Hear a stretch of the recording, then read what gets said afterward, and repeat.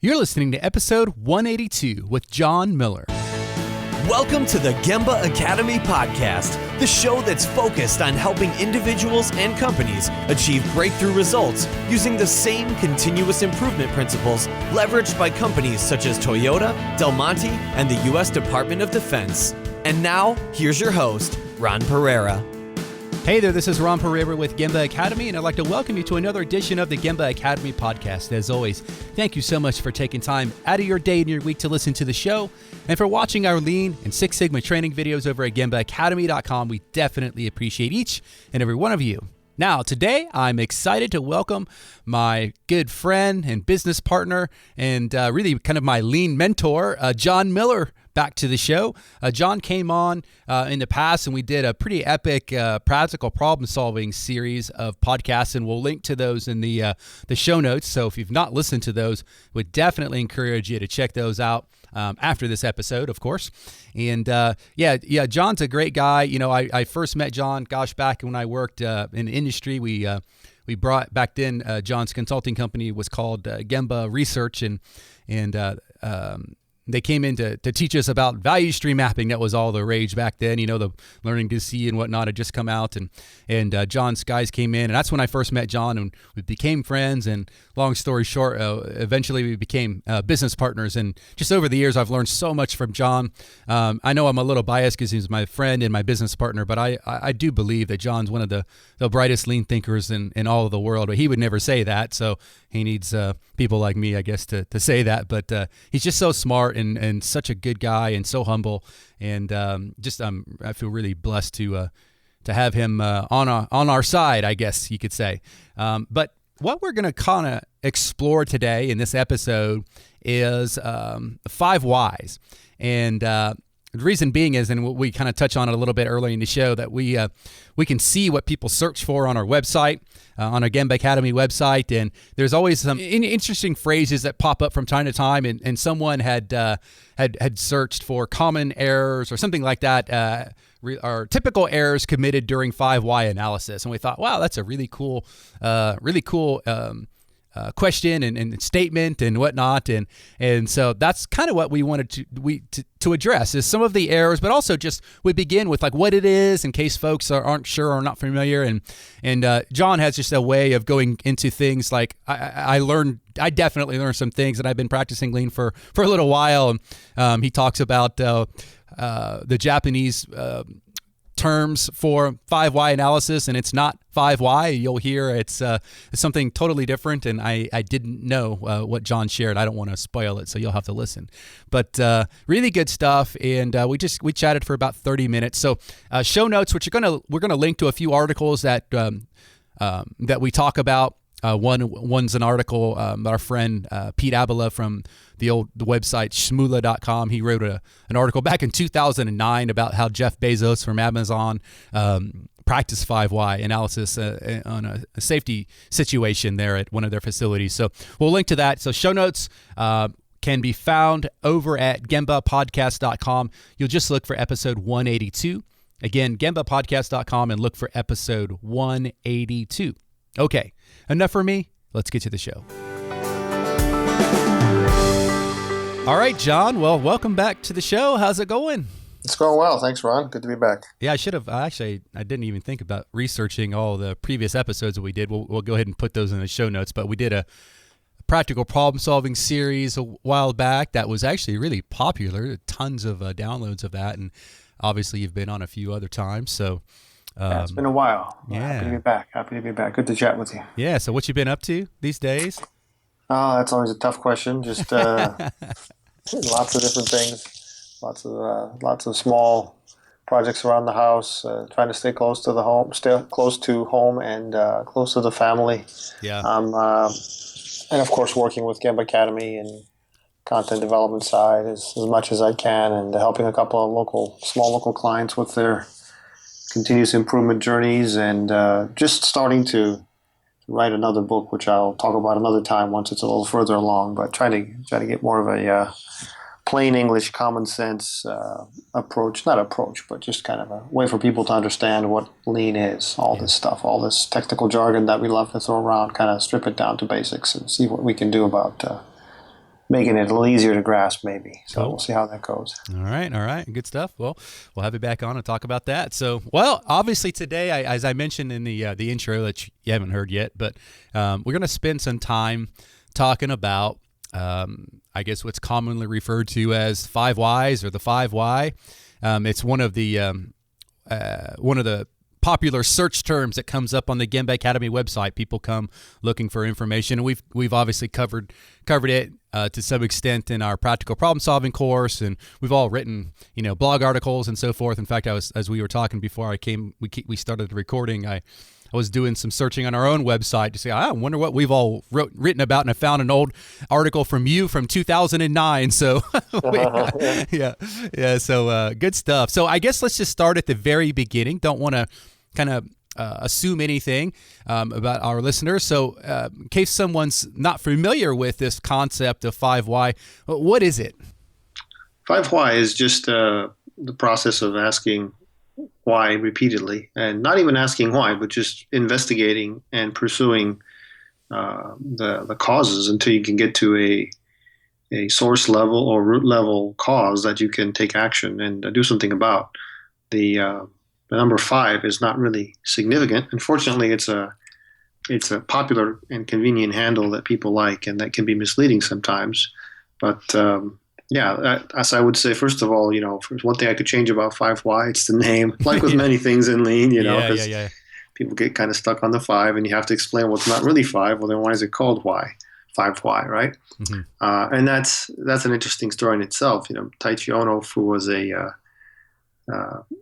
man who helped develop Lean and Toyota production system at Toyota. There, he was asked by probably a young engineer wanting to sound smart, on the shop floor, Mr. Ono, shouldn't we be using the 5W1H approach here for this problem?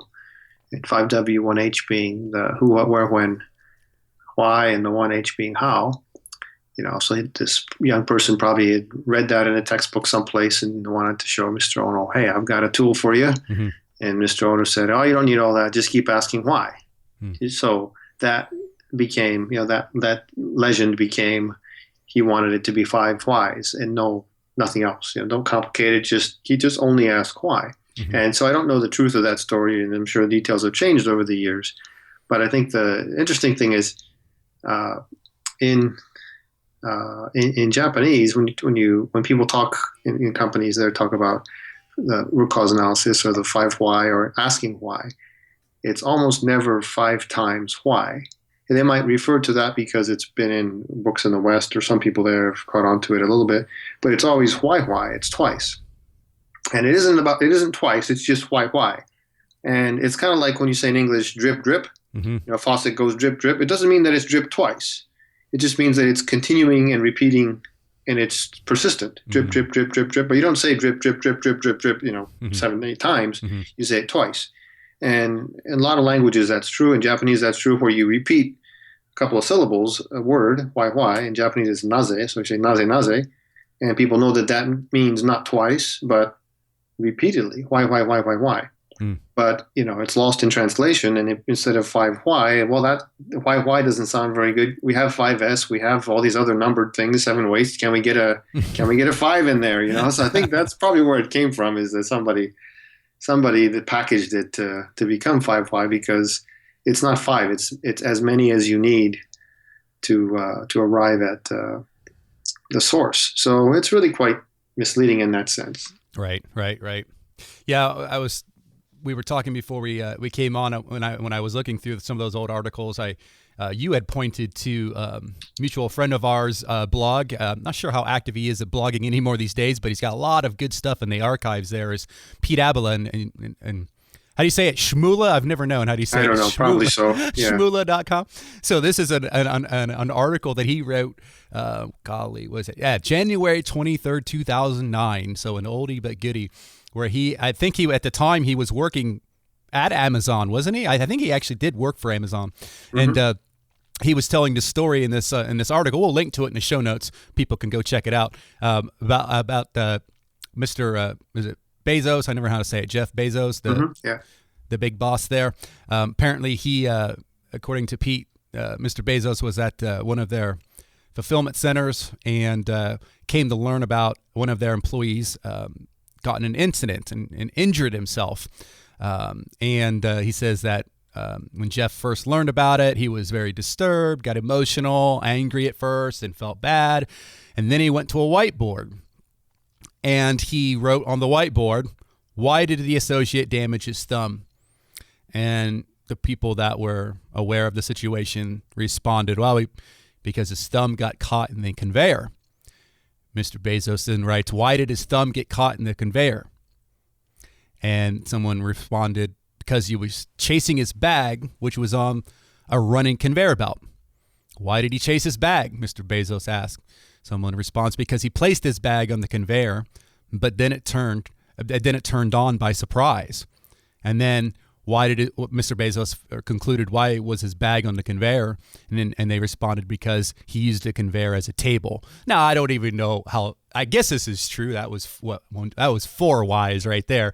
And they got to this conclusion that, they needed a table for the person to put his bag on, and that's what caused the injury. So yeah, it's just always interesting, how it, sometimes it takes 4, sometimes it takes 5, sometimes it might take 10, to get to that root cause. But it really does work. So can you think of other, I don't know if you have any off the top of your head, and just so everybody knows, John and I haven't really prepared for this. We just wanted to get on and kind of freestyle a little bit. But can you think of other examples of 5Y in action, or YY in action? Let's start calling it YY.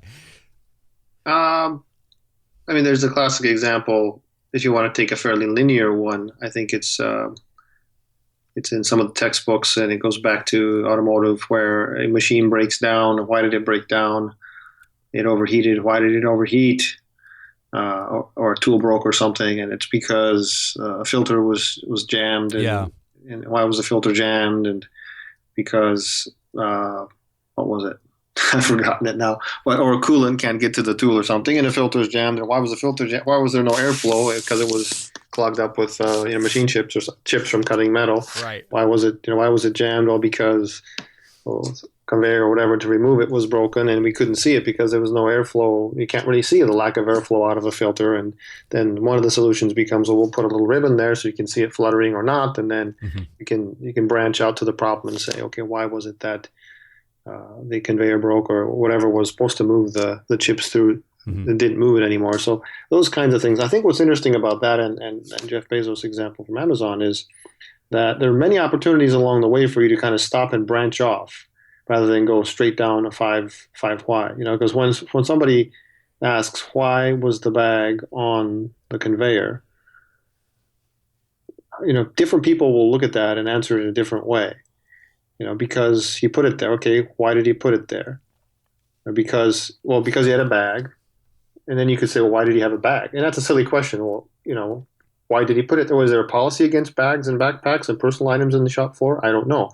But instead of just assuming that it's okay to have a bag, you put it there because there was a flat surface. Well, why do we have a flat surface? Well, because it's a conveyor, and a conveyor is a natural flat surface. But why is it a flat surface that you can put things on? Well, because items need to be moving on a conveyor. Well, you can even question that. Why do we have a conveyance of that configuration that allows a possibility of putting things on it, or that allows a possibility of sticking your hand in and getting it pinched? So when you really dig into this, it's not, let's dive into the pool and go all the way to the bottom and then come back up with a coin. It's, you stick your head in and then you kind of see how things are moving around down there, and you go, well, let's kind of poke under that rock. Oh, and there's a fish over there, and there's some reeds over there. And you really have to understand what's going on, because if you dig deep enough, it's probably not an issue of let's get people lockers. It's not a question of, it's a question of safety shutoffs. If you have equipment that can start up, well, what are the conditions on which equipment is allowed to start up? People are near it, people are on or off break, people are not paying attention. He's lucky that he just got away with, a relatively small injury, even though it's terrible. So, those kinds of questions, that's not really, that's 5 why, but that's really more being dogged about investigating all the different leads and all the different places that the problem can go. What I like about the Bezos story is getting up, using a pen or whatever whiteboard, and writing things down for everybody to see. So it's less about the boss grilling me. It's more about let's draw a picture together, let's write it down a story together, and everybody can verbalize and contribute. I think what would be, yeah. Well, he could have also said, like some leaders may, what did that employee do? Yeah. Right? Like blame the employee immediately. Instead, he took to try to understand the root cause, to get the facts, so to speak, right? Right. Yeah. Right. Yeah, I think it's interesting that Ono said, forget the 5W, 1H, let's just stick with why. And partly that might have been his personality, don't complicate things, just stand here and keep asking why. Partly it could be recognizing that the traditional way is to ask, who do I blame for this? Who's going to get canned for this? Or, wanting to overanalyze it and have a full report with, on this date, at this time, on this machine, okay, we need all those facts, but if we're trying to solve the problem, let's dig deeper and further before we get too bogged down in the details of where, when, where, how, and why of the exact situation. So it's interesting. I think that the fact that he made that switch and kind of his ability to see what was essential in the circumstance, Ono's ability, his sharp eyes for that, I think that's what resulted in the why, and in our language, the 5 why. Yeah. So is the best way to go about it, John, to do what Mr. Bezos did and just grab a marker and go to a whiteboard and start asking questions, or is there anything else that we should do to kind of prepare? Well, I don't know what the best way is, but there's good ways and bad ways. I think what you often see is, for example, if a team is working in an organization on an investment or an action plan or problem solving in a traditional way, or without sort of the guidance of a lean coach or an A3 coach or a problem solving coach, they kind of go quickly from, okay, let's define the scope, let's define what the resources are and what the action plan is, and okay, who's accountable for what, let's go, right? And then the lean person steps in and says, whoa, let's make sure we do this the lean way, let's make sure we let's make sure we have some 5 why in there, put this on an A3 format, and people might say, okay, here he comes, okay, sure, we'll do that. But what ends up happening is you sort of summarize what you've already planned or agreed to do, because if the lean person isn't there in the very early stages of identifying and sort of coming up with at least a short-term action plan. And it doesn't mean wait for the lean person. It's just a question of education, because what can happen then is people say, sure, I guess we have to list 5 justifications underneath this little 5 why column of the A3. So, go around the room, give me 5 reasons why we're doing this, versus really understanding root cause. And the lean person often is just happy enough to have another A3 for their show and tell, or just getting people practicing it without really going deep in it, so they won't hit him too hard on that. Because you ask somebody to do an A3, you don't have enough time to coach them on it. They do it wrong. Well, kind of let that one slide, and that can result in kind of a continuation of a misunderstanding. I mean, even to the point where I think it was the Lean Startup book by Eric Ries. I think he had a number of different lean concepts that he highlighted in there. One of them was 5 why. I think he had a section on it, but he talked about it as 5 sort of separate branches. You have a problem, and then you have these 5 lines coming out in separate directions, and each of those becomes a question, which results in 5 separate options or 5 separate courses of pursuit, which is good if you're talking about brainstorming options and you're dealing with coming up with new product ideas or whatever, but it isn't anything to do with 5 why. It's 5, and the question 5 appears in why appears in there somewhere, but it is not root cause analysis. And that's out there in the wild, and people who read that book and don't have context go, oh, that's 5 why. So I think those are, don't do those things. I guess that's one of the things is, if you're going to do 5, if you're going to not do root cause analysis, don't associate the word 5 or why together in combination with it. Just call it justification or brainstorming 5 options or what have you.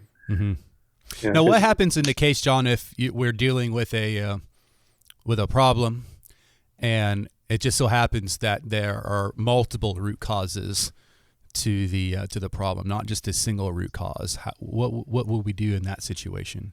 Yeah, it's quite common. In fact, it's most often the case. I think this goes back to the earlier question, not question or comment, or I guess your point about Bezos and the whiteboard and getting a team involved. So if I had a choice, if I had a magic wand, I'd rather see people getting really good at using fishbone diagrams, being aware of where are the change points in their process, the man, material, machine, method, environment, those kinds of conditions that change, and mapping those along a cause and effect diagram, fishbone diagram, which is essentially you get to many whys that way, probably at least 5, and you're branching it, you're categorizing your suspects, your causes along these categories, right? The manpower related, human related causes, the machinery equipment related, the material, the method. It can be, and that's fairly manufacturing oriented, but it can be information. It can be the method or that the person or the programmer used, and it's who was that person, what level of knowledge, and what were their conditions, environmental conditions, how long had they been working without stop, and so forth. Environment, was it, which country was it in, which time zone was it in, what, all those kinds of questions that factor and that change and affect the outcome. So I think, fishbone diagrams, they look like the bones of a fish. I think people, you can link to something. Ishikawa diagram, yeah. Ishikawa diagram, another good name for it. Yeah. Kaoru Ishikawa, he was a guy that also simplified things. He looked across the whole quality tool set that Short and Deming and all those people had put together, all these statistical tools and charts, and said, these are the 7 key ones that will help you, 80-20 rule, I guess. These are the 7 out of the how many ever are out there, the 50, 60, 70 out there, and said, use these and you can make a lot of hay. So that was the one I think I don't know if he invented that or he formalized that. He must have invented it if his name is on it. With his way of visualizing. So I would say that's a great way to ask why and how things got screwed up and make it visual. And also, like you said, identify multiple causes, because you can't always just get to one root cause. There'll be other reasons. Sometimes they interact, and sometimes there are several different things that cause a problem, right? So yeah. So can you've already touched on a few so-called errors. One of the things that drove us doing this episode is somebody did search on our website typical errors committed during 5 analysis, and we thought, it's really interesting. Interesting way of looking at it. So can you think of any other errors? Other errors? Well, I guess there's one we talked about a bit in our practical problem-solving series of podcasts, probably under the problem-solving root cause analysis section. It's the what they call the post hoc fallacy. It's a logical fallacy. Post hoc is Latin. It's part of the, I think it's post hoc, ergo propter hoc or something. It means after this, therefore because of this. So it means since event Y happened after event X, Y must have been caused by X, right? Which isn't the case. But people can say, well, we had a big order. Machine broke down sometime after we ran the big order, so it must be that we overloaded the machine with too many orders. Well, that's not necessarily the cause. It was part of the background condition. You could say, well, we had a trainee working on that machine, and we've never had a trainee working, so it must have been the trainee that broke the machine. Well, no, that's also, it could be a correlation, but it isn't a cause. You could say, well, what are we were running it on overtime, running it on different shifts. Maybe something was different at night. It's colder, it's hotter. Yeah, those are all good suspects, good potential change points. But that's where you have to go in and say, where you use the 4M plus environment, use the Ishikawa diagram and so forth, and say, where is the cause and where is the effect, rather than just look at things that happened before it and say, well, those things happened, therefore there has to be a logical chain of consequence. And I think that's it's easy for people who want to maybe already make a change. They know that those kinds of big orders are burdensome and really a pain, and I'd love to use this as an opportunity to stick it to scheduling so they don't do that to us again. Or I don't like the trainee they sent me, so I want to make sure that I can pin it on that person so that we get better trainees from now on. So people sometimes solve problems with ulterior motives, right? And if you don't have a real good discipline of cause and effect, linking cause and effect logically, during the problem solving, you can end up being, I guess you call it, quote, politically motivated. You have an agenda versus an ideological agenda versus a fact-based fact-based way of solving problems. That we believe that low taxes are good, therefore we're going to do it no matter what. Well, we believe that higher taxes and more services are good, and we believe that regardless of facts. So we're going to we're going to use post hoc fallacies to make the story fit what we want. Well, it's almost like they have the sixth why already in their mind, and they're figuring out 5 other ways to get to it. Yeah, how do we get to the solution we want? Yeah. How do we get to this expenditure we want? So, and that's human nature. We're always trying to find a way to get what we want, but well, that bias doesn't always work. And sometimes that bias is difficult. I mean, because even good-natured people who mean well can have, and we see it all the time with our kind of black belt and green belt candidates who come through, and we're talking about project selection, and they've already figured pretty much in their mind, I can tell, think they know the answer, right? Sure. And so they're just immediately drawn to solving it without even attempting to dig into the root cause to see if they really understand it. So I think it's really difficult. Sure. I think that gets to kind of a step zero issue. Step zero is kind of prior to selecting the problem or the project. In the case of the black belt, they may need a number of projects in a period of time, either to get certified or to continue to prove their value and show savings, right? And likewise with people who have needs, operational needs, or just want to get certain problems solved, or they want to get a machine upgraded, or they want to do something and use a problem for that end. The step zero issue is make sure that the incentives, the motivations, and those things are aligned, or at least there is no conflict of interest in the course of the problem solving, because that can completely sideline your thinking in terms of 5 why. And that's just getting to human nature. We want what we want, and we're going to use our wits to trying to get there. But if you can be talking, that's I guess the step zero is change human nature, which is boiling the ocean. So step 1 is clarify the problem. If you go back to the practical problem solving, you clarify the problem, you state it in objective terms, customer terms, you use facts, then you can start to break down the problem. Step 2, right? Get away from that nonsense a little bit. Good stuff. Anything else you can think of as far as errors or things that folks should look out for as it relates to maybe just problem solving in general, not just 5 why? Well, we could do another 6 episodes on problem solving in general, but if we stick to 5 why, I think another common one is going to see for yourself, right? Instead of accepting facts and information from other people until you can really go get up close to it and understand it. You have a chance of, okay, I'll write that down, and then, well, it doesn't quite follow, but I believe, and that's not always productive. Part of that is you have to go, not just see. You can't always see the problem happening, but you have to go close to where the problem happened and talk to the people that are most involved. And instead of received information, you get as direct as possible. And it's interesting that there's a phenomena, psychology phenomena, I guess you call it, called the Dunning-Kruger effect. I don't know if you heard of the Dunning-Kruger.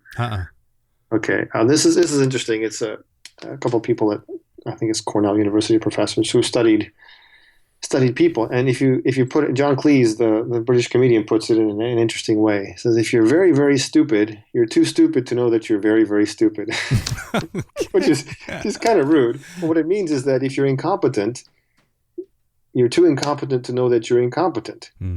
So people who are in positions of... Is that the same thing as what we would say unconsciously incompetent? Or, like when you don't know what you don't know? I think that's one thing that we say. I think the point of this study was showing that you're incompetent, but you think you know, and you can't recognize that you don't know. So it's almost like... And they did another study recently on this effect, showing that people who are actually quite competent, quite smart, even masters of their trade, will falsely think they know something is such. So that they'll believe that something is true even though it's impossible for them to know it. So they'll trick them by showing them some fake words in a scientific context and say, well, have you heard about the Schneegel phenomena? Oh, yes, I'm very well aware of the Schneegel phenomenon. It's not a real thing, but they're completely confident and they can talk for minutes about it.